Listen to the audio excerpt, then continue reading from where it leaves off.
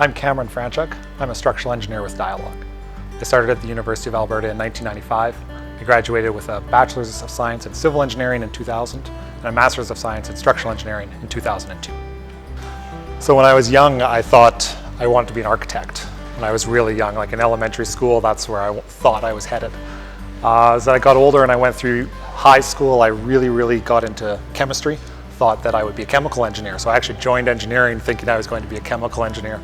But in first year, you get exposed to all those different disciplines, and I really fell in love with statics and that Eng 130 course. And I really fell in love with that idea of building structures and building buildings.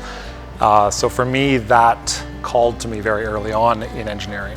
And I like civil engineering because it's this great place to really impact communities and impact people. The buildings we build and the bridges we build and roads and water treatment and all those things impact people on so many levels, and that's what really drew me in. I wouldn't have a career without a degree in civil engineering, that's the honest truth. But so I was fortunate enough to get a job with Dialogue right out of school, and all because of that degree. My thesis advisor and my supervisor here were good friends, and they linked us up. So that connection, that relationship was the first thing that I directly got out of my degree. And beyond that, my degree has really set me up for a career success.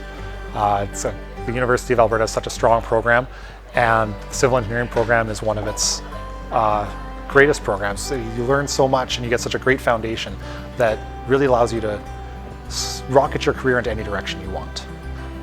I think the most interesting thing about civil engineering, at least for me, is that whatever you do, whatever you design and build is really something you can touch and feel. It has that really tangible outcome. And I love that fact where I can go and see people using the buildings I'm in, and I can understand how they're learning and teaching and playing and using those spaces and how those spaces can affect them. And to me, that idea that what I do is a real thing with a real form is actually the most exciting and enticing thing.